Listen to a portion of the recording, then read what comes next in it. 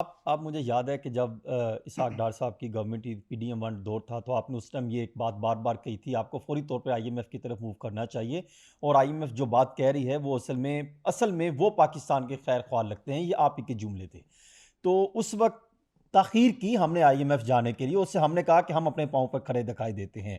इसहाक डार साहब डटे रहे कि हमारी वो पोजीशन है कि हम इन चीज़ों को कंट्रोल कर सकते हैं। आखिरकार जो आप पहले कह रहे थे वो बड़ी देर से गए, और उससे नुकसान कितना हुआ। देखिए ना, एक तो लॉस होता है सबसे ज़्यादा कि जो बिजनेस कॉन्फिडेंस है वो शाटर हो जाता है।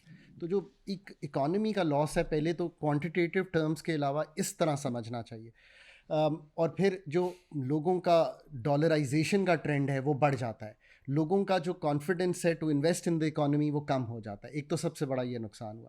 फिर रुपए की कदर में हमें वीकनेस दिखाई गिरावट दी, देखने को मिली। गिरावट देखी। हाँ, ऐसी। फिर जो एक ज़माना था मई 2023 में, जो जी। अफरात ज़र थी वो 38% को हिट कर गई थी। राइट। ज़र मुबादला के ज़खायर $3.5 अरब पे थे, राइट। जो एक माह की इंपोर्ट कवर भी नहीं दे रहे थे, जो कम अज़ कम 3 माह होना चाहिए किसी मुल्क के पास। आज हम 2.5 माह पे खड़े हुए हैं।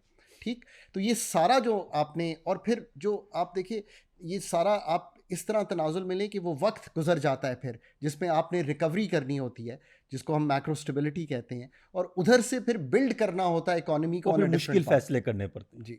और सो वो एक वक्त था, बहरहाल हम इंगेज किए। फिर एक हुकूमत आई पीडीएम के बाद, जो जिसको आपने इंटरिम गवर्नमेंट में एक स्टैंड बाय अरेंजमेंट आया, और उसके बाद फिर हुकूमत ने फौरी तौर पे एक ईएफएफ फैसिलिटी, जिसमें से अब हम गुजर रहे हैं, और जिसने अब हसन, मैं कहता हूँ, जब तब मैं कहता था कि आईएमएफ करना चाहिए था, आज मैं कहता हूँ कि फंडामेंटल काम को ठीक करें।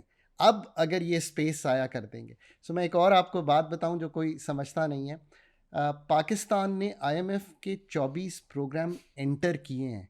ऐसे ही है। हसन, कभी भी आईएमएफ का एक्सटेंडेड फंड फैसिलिटी, जो लॉन्ग टर्म फैसिलिटी है, वो 2013-16 के अलावा कंप्लीट नहीं की है। सो ये भी याद रखें, अगर आईएमएफ का प्रिस्क्रिप्शन ठीक भी था, आपने उसको भी कंप्लीट नहीं किया।